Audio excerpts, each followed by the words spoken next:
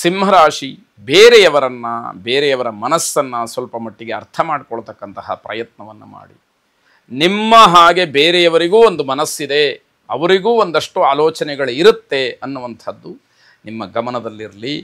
ಜನ ನಿಮ್ಮ ಸಲಹೆಯನ್ನು, ನಿಮ್ಮ ಮಾರ್ಗದರ್ಶನವನ್ನು ಅಪೇಕ್ಷೆ ಪಡಬಹುದು, ಕೇಳಬಹುದು ಬಾಯ್ಬಿಟ್ಟು. ಜನಕ್ಕೆ, ನಿಮ್ಮನ್ನು ನಂಬಿದವರಿಗೆ, ನಿಮ್ಮ ಆಶ್ರಯವನ್ನು ಕೇಳುವಂಥವರಿಗೆ ಸರಿಯಾದ ಸಲಹೆಯನ್ನು ಕೊಡಿ. ಅದಿಲ್ಲ, ಜನ ನನ್ನ ನಂಬಿದ್ದಾರೆ ಅಂತ ಹೇಳಿ ಏನೇನು ಹೇಳುವಂಥದ್ದು ಬೇಡ.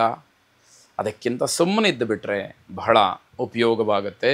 ನಿಮ್ಮ ಸ್ನೇಹಿತರನ್ನು ವಿಶ್ವಾಸದಿಂದ, ಪ್ರೀತಿಯಿಂದ, ಗೌರವದಿಂದ ಕಾಣಬೇಕು. ಅವರು ನಿಮಗಿಂತ ಎಲ್ಲದರಲ್ಲೂ ಕಡಿಮೆ ಇರಬಹುದು, ವಿದ್ಯೆ, ವಯಸ್ಸು ಅಥವಾ ಆರ್ಥಿಕವಾಗಿ, ಸ್ಥಾನಮಾನದಲ್ಲಿ. ಆದರೆ ಅವರನ್ನು ತುಂಬ ಗೌರವದಿಂದ ಕಂಡರೆ ನಿಮ್ಮ ಗೌರವ ಇನ್ನಷ್ಟು ಹೆಚ್ಚಾಗ್ತಕ್ಕಂಥದ್ದು.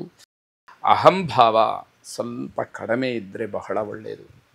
ನಾನು ಅನ್ನುವಂಥದ್ದು ಇರಬೇಕು, ಇಲ್ಲದೇ ಇದ್ದರೆ ಜೀವನವನ್ನು ಮಾಡುವಂಥದ್ದು ಕಷ್ಟವಾದೀತು. ನಾನೇ ಅನ್ನುವಂಥದ್ದು ಆಗಬಾರ್ದು, ಅದೂ ಕೂಡ ಬದುಕಲಿಕ್ಕೆ ಕಷ್ಟವಾಗುತ್ತೆ.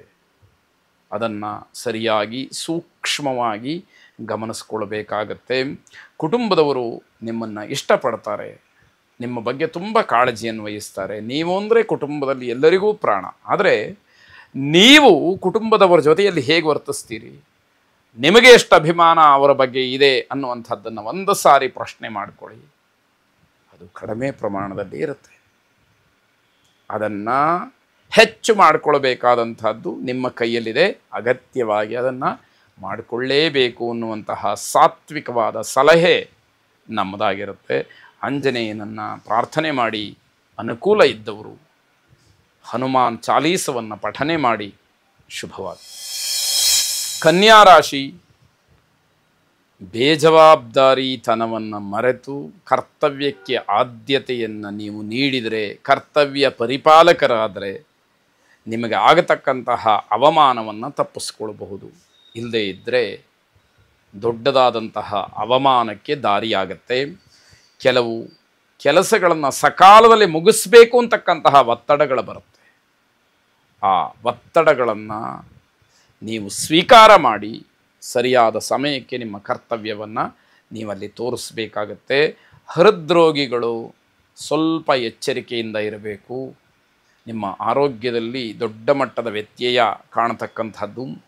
ವಿಶ್ರಾಂತಿ ತುಂಬ ಬೇಕು ಅಂತ ಹೇಳಿ ಅನಿಸುತ್ತೆ, ಆದರೆ ನೀವು ಮಾತ್ರ ದೈಹಿಕವಾಗಿ ವಿಶ್ರಾಂತಿ ಮಾಡ್ತೀರಿ ಅಷ್ಟೇ ಹೊರತು ಮಾನಸಿಕವಾಗಿ ತುಂಬ ಒತ್ತಡದಲ್ಲಿ ಇರ್ತೀರಿ.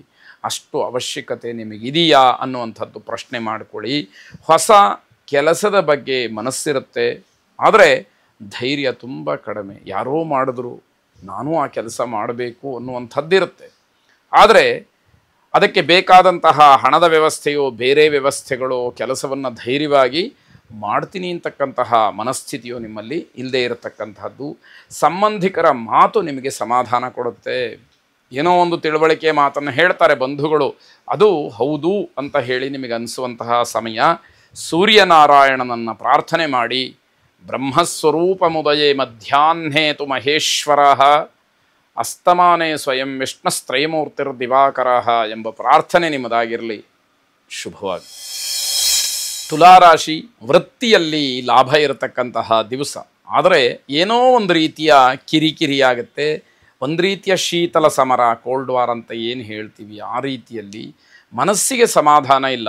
ಲಾಭ ಏನೋ ಬರುತ್ತೆ, ಲಾಭ ಬೇಕಾ ಸಮಾಧಾನ ಬೇಕಾ, ಈ ಒಂದು ತೊಳಲಾಟದಲ್ಲಿ ಇರಬೇಕಾದಂಥದ್ದು. ವೈಯಕ್ತಿಕವಾದಂತಹ ಸಂಬಂಧಗಳಲ್ಲಿ ಸಂತೋಷ ಇರುತ್ತೆ. ಯಾರನ್ನು ನೀವು ತುಂಬ ಹಚ್ಕೊಂಡಿರ್ತೀರಿ, ಯಾರನ್ನ ತುಂಬ ಆತ್ಮೀಯರು ಅಂತ ಹೇಳಿ ಸ್ವೀಕಾರ ಮಾಡಿರ್ತೀರಿ, ಅವರ ಜೊತೆಯಲ್ಲಿ ಸಂತೋಷದ ವಾತಾವರಣ ಇರುತ್ತೆ. ಸಮಾಜ ಮೆಚ್ಚುವಂತಹ ಕೆಲಸಗಳಲ್ಲಿ ಭಾಗಿಗಳಾಗ್ತೀರಿ, ಗೌರವ ಹೆಚ್ಚಾಗುವಂಥದ್ದು ಸಾಮಾನ್ಯವಾಗಿ ಹಾಗೇ ಆಗ್ತಕ್ಕಂಥದ್ದು. ಹಣಕಾಸಿನ ವಿಚಾರವನ್ನು ತುಂಬ ಗಂಭೀರವಾಗಿ ಪರಿಗಣಿಸ್ತೀರಿ. ದುಡ್ಡು ಕಾಸಿನ ವಿಷಯ ಬಂತು ಅಂತಂದರೆ ತುಂಬ ಶಿಸ್ತುಬದ್ಧವಾಗಿ ನಡ್ಕೊಳ್ತಕ್ಕಂತಹ ಸ್ವಭಾವ ನಿಮ್ಮದಾಗಿರುತ್ತೆ. ಜವಾಬ್ದಾರಿ ಸ್ಥಾನದಿಂದ ನಿಮಗೆ ಗೌರವ, ಪುರಸ್ಕಾರ ಎಲ್ಲವೂ ಕೂಡ ಸಿಕ್ಕುವಂಥದ್ದಾಗುತ್ತೆ. ಲೇಖಕರಿಗೆ ಸ್ವಲ್ಪ ಮಟ್ಟಿಗೆ ಸಮಸ್ಯೆಗಳಾಗುತ್ತೆ. ಹಣಕಾಸಿನ ವಿಚಾರ, ಅಥವಾ ನಿಮ್ಮ ಪರಿಶ್ರಮಕ್ಕೆ ತಕ್ಕ ಪ್ರತಿಫಲ ಸಿಕ್ಕಲಿಲ್ವಲ್ಲ, ಅನುಕೂಲ ಆಗಲಿಲ್ವಲ್ಲ, ಸ್ಥಾನಮಾನ ದೊರಕಲಿಲ್ವಲ್ಲ ಅನ್ನುವಂಥದ್ದಿರ್ಬೋದು. ಮನ್ಯು ಸೂಕ್ತವನ್ನು ಶ್ರವಣ ಮಾಡಿ ಅಥವಾ ಆ ಮನ್ಯು ಸೂಕ್ತವನ್ನು ಪಾರಾಯಣ ಮಾಡಿಸಿ ಆ ಮಂತ್ರಶ್ರವಣದಿಂದ ಆಗತಕ್ಕಂತಹ ಬದಲಾವಣೆ ಅಥವಾ ಪರಿವರ್ತನೆ ನಿಮಗೆ ಅನುಕೂಲವನ್ನು ತಂದುಕೊಡಲಿ. ಶುಭವಾದ. ವೃಶ್ಚಿಕ ರಾಶಿ, ಮಾನಸಿಕವಾದಂತಹ ಒತ್ತಡ ಏನಿದೆ ಅದು ನಿಮಗೆ ತೊಂದರೆ ಮಾಡುತ್ತೆ. ಮನಸ್ಸಿನಲ್ಲಿ ಇಲ್ಲದೇ ಇರತಕ್ಕಂತಹ ಒತ್ತಡಗಳು, ಯಾವ ಕೆಲಸಕ್ಕೋ ಅಥವಾ ಇನ್ಯಾವುದಕ್ಕೋ ಹೆಚ್ಚಿನ ಆದ್ಯತೆಯನ್ನು ನೀಡುವುದಕ್ಕೂ ಕೂಡ ಮನಸ್ಸು ಬರದೇ ಇರುವಷ್ಟು ಒತ್ತಡದಲ್ಲಿ ನೀವು ಸಿಗಹಾಕ್ಕೊಂಡಿರ್ತೀರಿ. ಆತುರವಾದಂತಹ ನಿರ್ಧಾರಗಳು ನಿಮಗೆ ಹಿನ್ನಡೆಯನ್ನು ಉಂಟು ಮಾಡುತ್ತೆ. ಯಾವಾಗ ಮನಸ್ಸಿನ ಮೇಲೆ ಪ್ರಭಾವಗಳು ಜಾಸ್ತಿಯಾಗಿ ಮಾನಸಿಕ ಒತ್ತಡ ಹೆಚ್ಚಾಗುತ್ತೋ ಆಗ ಯೋಚನೆಯನ್ನು ಮಾಡಿ ನಿರ್ಧಾರ ಮಾಡುವಷ್ಟು ವ್ಯವಧಾನ ಇರುವುದಿಲ್ಲ. ಆಗ ಆತುರಾತ್ರವಾಗಿ ಆ ಕ್ಷಣಕ್ಕೆ ಏನು ಬೇಕೋ ಆ ನಿರ್ಧಾರಗಳನ್ನು ಮಾಡಿ ಅದರಿಂದಲೂ ಕೂಡ ಸಮಸ್ಯೆಯನ್ನು, ತೊಂದರೆಯನ್ನು ನೀವು ಅನುಭವಿಸಬೇಕಾಗತ್ತೆ. ಬದಲಾಗ್ತಾ ಇರತಕ್ಕಂತಹ ಹವಾಮಾನದಿಂದ ಶೀತ, ಜ್ವರ ಇತ್ಯಾದಿ ಸಮಸ್ಯೆಗಳು ಕೂಡ ನಿಮಗೆ ಬಾಧಿಸುತ್ತೆ. ಅದು ಬೇರೆ ಕೆಲಸಗಳಿಗೆ ಅಡ್ಡಿಯಾಗುವಂಥದ್ದಾಗುತ್ತೆ. ಯಾವುದೇ ಹೊಸ ಕೆಲಸಗಳನ್ನು ಆರಂಭ ಮಾಡಬೇಡಿ. ಅದರಲ್ಲಿ ಈ ದಿವಸಕ್ಕೆ ಯಶಸ್ಸನ್ನು ಕಾಣುವಂಥದ್ದು ಕಷ್ಟವಾದೀತು. ನಿಮ್ಮ ಕಾಲಿಗೆ ತೊಂದರೆಯಾಗ್ತಕ್ಕಂತಹ ಸಾಧ್ಯತೆಗಳಿದೆ. ಎಚ್ಚರಿಕೆಯಿಂದ ಇರಿ. ಹಣದ ಕೊರತೆಯಿಂದ ಕೋಪ ಬರುತ್ತೆ. ದುಡ್ಡಿಲ್ಲ, ಯಾವುದೋ ಒಂದು ಯೋಜನೆ ಹಾಕ್ಕೊಂಡಿದ್ದೀರಿ, ಅದಕ್ಕೆ ಪರಿಪೂರ್ಣವಾಗಿ ಬೇಕಾಗುವಷ್ಟು ಹಣ ಕೈಯಲ್ಲಿಲ್ಲ, ಅಥವಾ ಇನ್ಯಾವುದೋ ಒಂದು ಪದಾರ್ಥವನ್ನು ಕೊಂಡುಕೊಳ್ಬೇಕಾಗಿರುತ್ತೆ, ಅದಕ್ಕೆ ಬೇಕಾದಷ್ಟು ಹಣ ಇಲ್ಲ.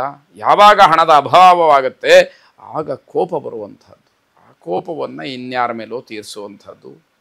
ಅದು ಸ್ನೇಹಿತ ವರ್ಗದಲ್ಲಿ, ಬಂಧುವರ್ಗದಲ್ಲಿ, ಮನೆಯಲ್ಲಿ ಯಾವುದೋ ಒಂದು ಬೇಸರಕ್ಕೆ, ಅಶಾಂತಿಗೆ, ಅಸಮಾಧಾನಕ್ಕೆ ಕಾರಣವಾಗ್ತಕ್ಕಂಥದ್ದಾಗತ್ತೆ.